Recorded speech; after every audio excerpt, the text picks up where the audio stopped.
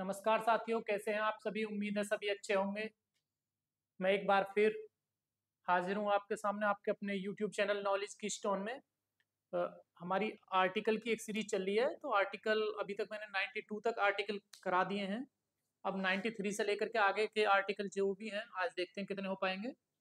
वो आर्टिकल मैं करा देता हूँ और उसमें मैं आपको ये भी बता दूंगा कि कितने आर्टिकल या कौन कौन से आर्टिकल इंपोर्टेंट है एग्जाम की दृष्टि से, क्योंकि सभी आर्टिकल इंपोर्टेंट नहीं होते, सभी से क्वेश्चन नहीं पूछे जाते। जहां जहां से क्वेश्चन पूछे जाएंगे वनडे एग्जाम में, मैं आपको वो सारे आर्टिकल मार्क कराता चलूंगा कि ये आर्टिकल इंपोर्टेंट है। तो चलिए बिना देर किए हुए चलते हैं हम अपनी क्लास में, ठीक है। और अगर किसी ने आर्टिकल की सीरीज मेरी नहीं देखी है पीछे, तो पीछे की सारी वीडियो देख लेंगे, जो भी पॉलिटी की वीडियो पड़ी हुई है, तो आपको एक एक आर्टिकल आपको याद हो जाएगा अच्छे से। और मैंने उसमें ये भी मार्क किया हुआ है कि ये आर्टिकल पूछा गया है कई बार, ठीक है।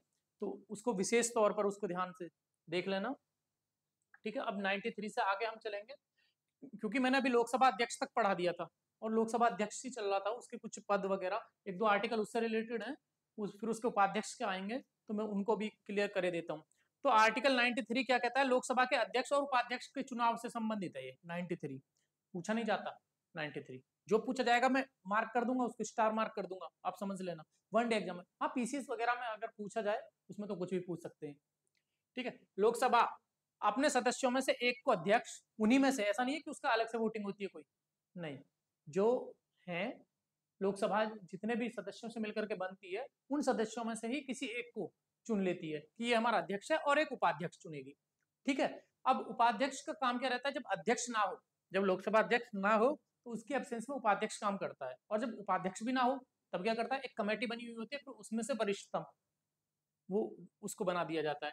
और जब भी अध्यक्ष या उपाध्यक्ष का पद रिक्त होगा, तब लोकसभा किसी अन्य सदस्य को अध्यक्ष या उपाध्यक्ष चुनेगी, ठीक है। इन दोनों में से दोनों का पद रिक्त है, तो उनमें से किसी ना किसी को बना देगी अध्यक्ष कि आप हैं थोड़े समय के लिए। आर्टिकल 94 क्या कहता है? लोकसभा अध्यक्ष के पद से हटाए जाने से संबंधित है।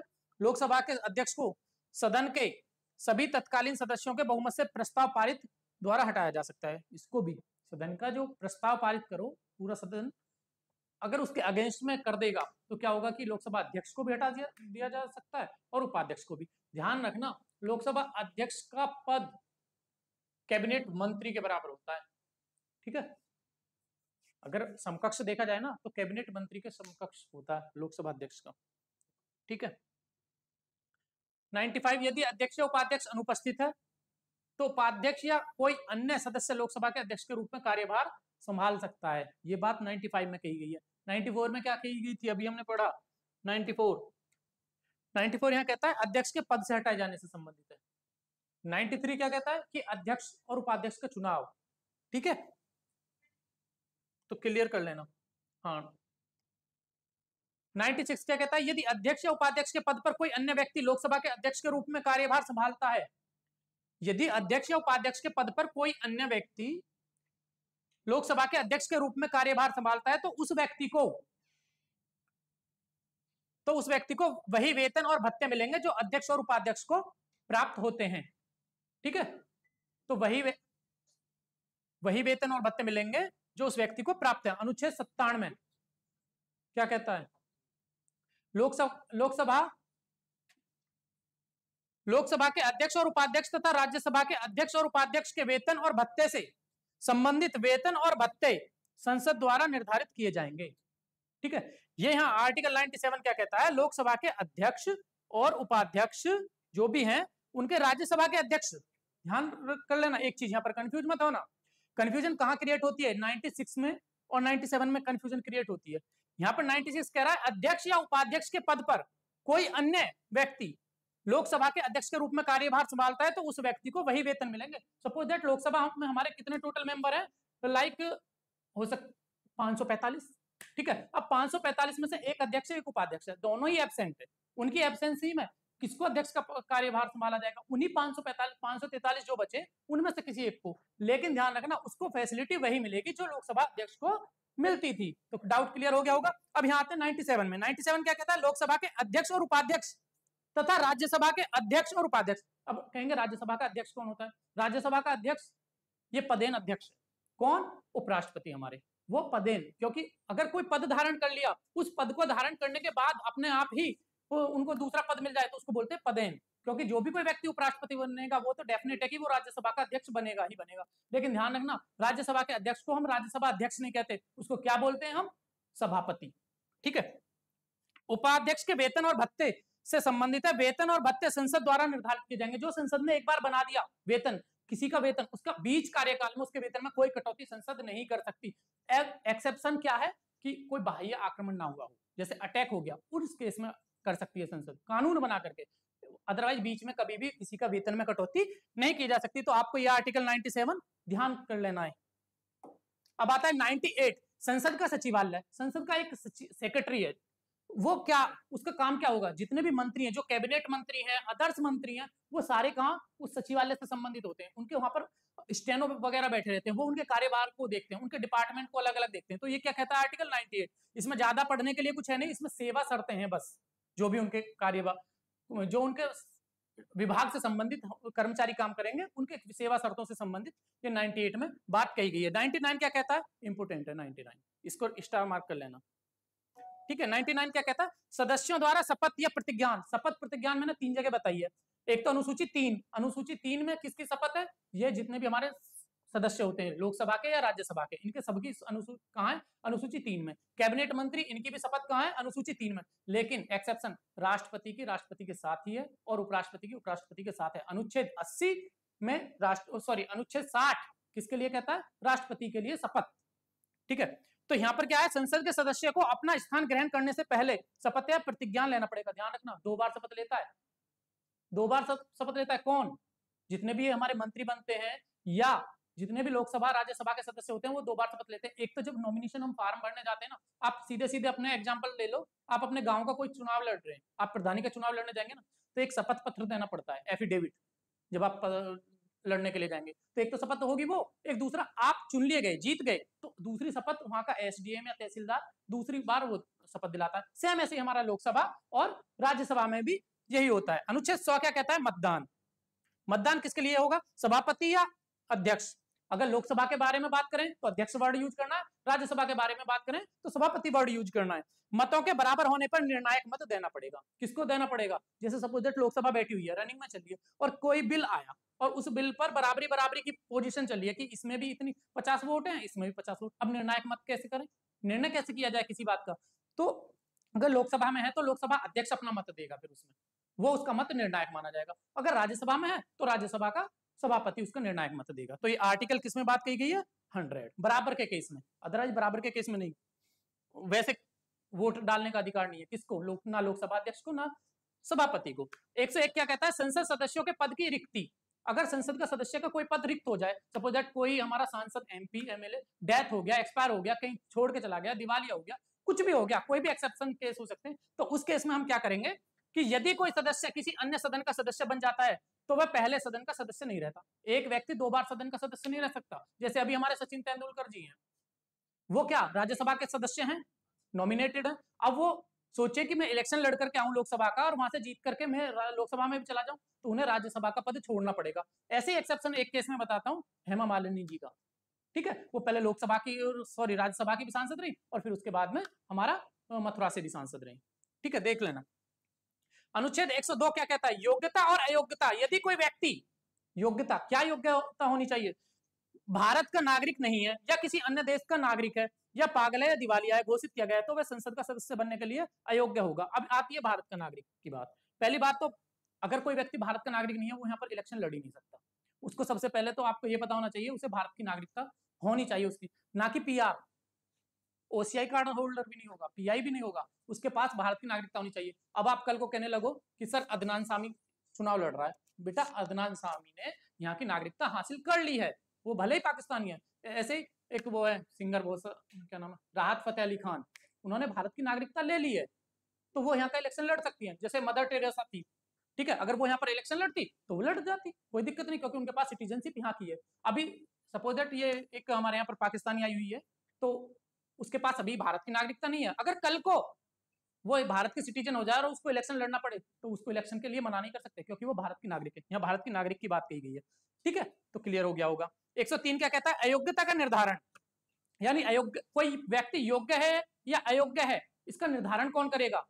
भाई मैंने आपको गलत ठहरा दिया, मैं कोई कौन होता हूं तुम्हें गलत ठहराने वाला? गलत ठहराने वाला कौन है? ये चीज डिसाइड कौन करेगा कि हाँ तुम अयोग्य हो या अयोग्य हो?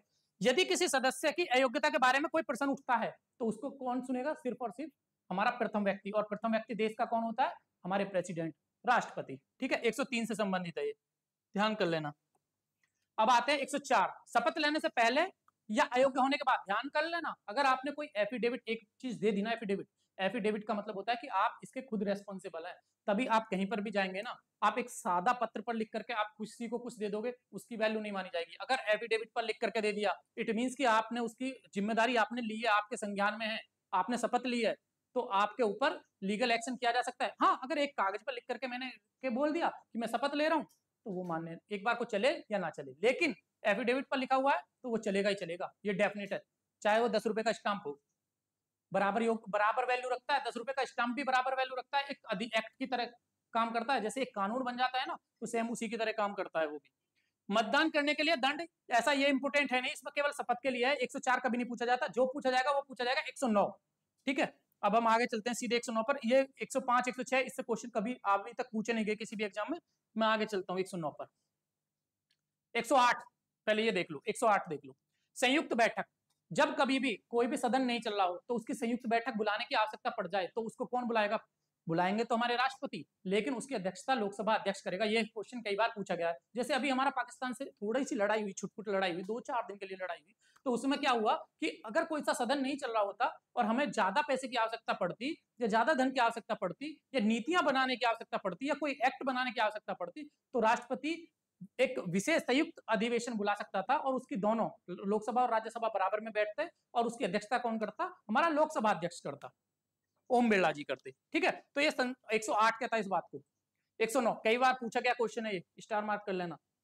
109 धन विधेयक की प्रक्रिया। धन विधेयक, ध्यान कर लेना, एकमात्र ऐसा विधेयक जो केवल और केवल लोकसभा में पारित किया जाता है, लोकसभा में आता है, राज्यसभा में नहीं आता। बाकी और सारे विधेयक चाहे पहले राज्यसभा में लाओ या चाहे लोकसभा में लाओ, बराबर वैल्यू रखते हैं, लेकिन धन विधेयक लोकसभा में ही आएगा। दूसरी बात, धन विधेयक को राज्यसभा डिनाई नहीं कर सकती, उसको पास करेगी करेगी, चाहे वो 14 दिन के लिए कर रोक सकती है, इससे ज्यादा नहीं रोक सकती। उसमें संशोधन कराए या कुछ भी कराए, लोकसभा माने या ना माने, ये लोकसभा के हाथ में। यहाँ लोकसभा को एक्सट्रीम पावर है धन विधेयक के संबंध में। ठीक है, और राष्ट्रपति भी इसको डिनाई नहीं कर सकते, राष्ट्रपति को भी इस पर कोई भी पावर, वीटो पावर, कोई किसी भी वीटो पावर को राष्ट्रपति यूज नहीं कर सकता 109 पर, कि कोई विधेयक आया और उसको लेकर के अपने पॉकेट में रख लिया, पॉकेट वीटो ले ली या कोई और वीटो ले ली, नहीं कर सकता राष्ट्रपति। राष्ट्रपति को साइन करने ही करने पड़ेंगे धन विधेयक के संबंध में। 109 एक्सट्रीम पावर किसकी? लोकसभा की। ठीक है, 110 क्या कहता है? धन विधेयक की परिभाषा, डेफिनेशन कहां की गई है? यहाँ तो प्रक्रिया है कि कैसे आएगा, और यहाँ उसकी डेफिनेशन है, इसमें और ज्यादा कुछ नहीं है 110 में। 111 अब ध्यान कर लेना, धन विधेयक और वित्त विधेयक में अंतर है। कई बार आप समझ लेते हैं बजट जो आता है, ये बजट जो आता है ना, कभी आप सोचे कि ये बजट धन विधेयक ही है। धन विधेयक और बजट में अंतर है। बजट वैसे है नहीं संविधान में, बजट का मतलब होता है चमड़े का थैला, हमने ले लिया था ये क्या यूके से, वो सारी अलग की चीजें, वो मैं आपको अलग बताऊंगा। अभी सिर्फ मेरा काम है आपको आर्टिकल याद कराने, उनकी ब्रीफ नॉलेज देना। राष्ट्रपति को किसी विधेयक पर स्वीकृति देने या न देने का अधिकार है, वो किसी विधेयक पर चाहे तो अपनी स्वीकृति दे, चाहे तो ना दे, लेकिन इस वाले मामले में क्या करता है, इसमें उसको सहमति देनी पड़ेगी। ठीक है, 112 क्या कहता है हमारा, इसमें वार्षिक वित्तीय विवरण। देखो बजट को के लिए जो हमारे संविधान में एक वर्ड यूज किया गया, वार्षिक वित्तीय विवरण, ये वेरी वेरी वेरी इंपोर्टेंट लगा लो। ठीक है, बजट शब्द है ही नहीं उसमें संविधान में, कहीं पर भी बजट नहीं मिलेगा आपको। बजट तो हमने सिर्फ यूज करना स्टार्ट कर दिया। बजट का मतलब होता है चमड़े का थैला, क्योंकि वो थैले में लेकर के आते थे ब्रिटिश, तो उसी में थैले में से खोलते थे वो पिटारा, और जो भी था उसको बोल देते बजट, कि हमारा बजट इतना है। तो अदरवाइज इसका क्या है, वार्षिक वित्तीय विवरण। ये एक पॉसिबिलिटी है, संभावना कि हमारे इतने 2 लाख करोड़ इस पर खर्च करेंगे, 5 लाख करोड़ इस पर, 1 लाख करोड़ शिक्षा पर, 1 लाख इस पर, तो अलग अलग वो है। इसमें इसी का लेखा जोखा होता है अनुच्छेद 112, जो अब हमारा कब आता है, 1 फरवरी को। कौन करते हैं इसको? वित्त मंत्री। फिलहाल वित्त मंत्री कौन है? निर्मला सीतारमण। ये एक्स्ट्रा फैक्ट आपको याद होने चाहिए। 113 क्या कहता है, धन विधेयक पर संसद में चर्चा और मतदान। इस पर चर्चा होगी, मतदान होगा, लेकिन ध्यान कर लेना जीतेगी लोकसभा, कभी भी हारती नहीं धन विधेयक पर। 114 क्या कहता है, संसद में वित्तीय व्यवसाय के लिए प्रक्रिया को कानून द्वारा निर्धारित करने का। 2-4 और आर्टिकल है, ये देख लो, कभी बोर हो रहे हो, बस इतना ही करूंगा। 115 में क्या है, संसद के सदस्यों के वेतन और भत्ते पर का प्रावधान है। 115 संसद के सदस्यों को क्या क्या वेतन मिलेंगे? 2000 फ्री कॉल मिलेंगी, याद होगा आपको। नहीं पता, अब तो शायद बढ़ा दी गई होंगी। इंटरनेट रिचार्ज फ्री मिलेगा, फ्री आवास मिलेगा, और उनको 2 या 3 गाड़ी का फ्यूल वगैरह जितना भी उनका वो है वो खर्चा मिलेगा, उनका वेतन अलग मिलेगा। तो वो सारी फैसिलिटी, उनके 2 बच्चों को विदेश में पढ़ाई का अलग अलग जो भी संसद निर्धारित करे वो उनको दे दी जाएंगी। ठीक है, मैं नहीं कह रहा कि ऐसा ऐसा है, देख लेना, पढ़ लेना किसको क्या क्या मिल रहा है। 116 लोकसभा के अध्यक्ष या अध्यक्ष की अनुपस्थिति में कार्य करने वाले व्यक्ति के वेतन भत्ते वही वेतन भत्ते होंगे जो लोकसभा अध्यक्ष ले रहा था उस टाइम पे। सपोज दैट मैं आज क्या राष्ट्रपति हूँ, ठीक है, या मैं लोकसभा अध्यक्ष हूँ, मैं हट गया, मेरी जगह कोई दूसरा बैठेगा, तो वो भी तो मेरी जैसा ही काम करेगा, तो उसको सेम में जो पैसे मुझे मिल लेते वो उसे मिलेंगे। हट भाई, तू हट गया तो तू कर ले काम। सेम सीधी सी भाषा में ये समझना है कि वो उसी को वेतन मिलेगा। 116 17 संसद की बैठकों की व्यवस्था पर प्रावधान है कि संसद की जो बैठकें हो रही है, 2 बैठक होती है, कम से कम 2 होनी चाहिए, लेकिन हमारे यहाँ पर 3 होती है। ठीक है, शीतकालीन, ग्रीष्मकालीन और मानसून की। ठीक है, अभी कौन सी आएगी, मानसून आएगी, ग्रीष्मकालीन खत्म हो गई। 118 और किसी भी 2 बैठकों के बीच में 6 माह से अधिक का समय नहीं होना चाहिए, ये ध्यान कर लेना। संसद की प्रक्रिया के नियमों से संबंधित है, जो खुद तय करती है। 119 क्या कहता है, वित्तीय व्यवसाय से संबंधित है, ये भी क्वेश्चन नहीं पूछा जाएगा। जो इंपोर्टेंट है वो मैंने आपको बता दिया, उसको मैं मार्क कर देता हूँ। ठीक है, 120 संसद के कामकाज के लिए भाषा का प्रावधान। संसद की जो भाषा होगी ना, वो कौन सी भाषा होगी, किस भाषा में होगा, बस ये लास्ट ही है 123 तक, आप इस स्लाइड को देख लो। इसके अनुसार हिंदी और अंग्रेजी संसद में कामकाज की भाषा आधिकारिक भाषा है। वैसे भारत की कोई राष्ट्रीय भाषा नहीं है, राजभाषा तो है, राजभाषा हिंदी और अंग्रेजी को माना है, लेकिन राष्ट्रीय भाषा नहीं है भारत की, कोई ऑफिशियल लैंग्वेज नहीं है। अब आपको एक फैक्टर बता दूं करंट का, अमेरिका है, अमेरिका में सब लोग इंग्लिश बोलते हैं, वहां की ऑफिशियल लैंग्वेज अब तक इंग्लिश नहीं थी। ट्रंप महोदय ने अब आकर के वहां की ऑफिशियल लैंग्वेज अंग्रेजी को बनाया है, उससे पहले ऑफिशियल लैंग्वेज इंग्लिश थी नहीं वहां की, भले ही इंग्लिश बोलते थे। अब हमारे यहाँ पर हिंदी बोलते हैं, लेकिन हिंदी यहाँ की ऑफिशियल लैंग्वेज नहीं है। फैक्ट पता होना चाहिए, करंट का क्वेश्चन है। अनुच्छेद 121 उच्चतम न्यायालय या उच्च न्यायालय, दोनों ध्यान कर लेना, ये सुप्रीम कोर्ट की बात हो रही है एससी, और ये हाई कोर्ट की बात हो रही है कि न्यायाधीश के आचरण पर संसद में चर्चा पर प्रतिबंध है। यानी अगर कोई न्यायाधीश, कोई जज गलत संविधान से हट करके कुछ काम कर रहा है तो उस पर चर्चा नहीं की जा सकती संसद में। इसीलिए कहते हैं हमने न्यायपालिका को क्या रखा गया है, फ्री। न्यायपालिका का हस्तक्षेप है ही नहीं एडमिनिस्ट्रेशन में। 122 क्या कहता है, न्यायालय द्वारा संसद की कार्रवाई पर सवाल उठाने पर रोक है। न्यायालय की में क्या क्या चल रहा है, क्या नहीं चल रहा है, उसके बारे में संसद में कोई चर्चा होगी नहीं कि न्यायालय ने ये जजमेंट दे दिया तो हम ये करेंगे ये करेंगे। न्यायालय वर्ड संसद के अंदर बोल नहीं सकते आप। और आपको एक और बता दूं, कभी आपको मौका लगे तो आप जाकर के संसद में बैठ करके कभी संसद की कार्रवाई देखना, आपको पता चल जाएगा। ऐसा नहीं है कि आप नहीं जा सकते, जा सकते हैं। 123 क्या कहता है, वेरी वेरी वेरी इंपोर्टेंट है ये, लगा लो, राष्ट्रपति की अध्यादेश बनाने की शक्ति। जैसे कोई कानून नहीं है बना होगा और उसी टाइम पर राष्ट्रपति को लगे कि अभी हमें इमरजेंसी में कोई कानून बनाना चाहिए, तो वो अध्यादेश लगाएगा, अध्यादेश बना देगा, उसकी वैलिडिटी 6 माह तक की रहती है, अधिकतम 1 साल और बढ़ा देगा, लेकिन उस पर विचार कौन करेगी, फिर संसद। ठीक है, तो अभी आज के लिए बस इतने ही रहने दीजिए, बाकी की कल हम देखेंगे। ठीक है, धन्यवाद, आप बने रहे, इस वीडियो को 1 से 2 बार देख लेना, आपको सारे आर्टिकल याद हो जाएंगे। धन्यवाद।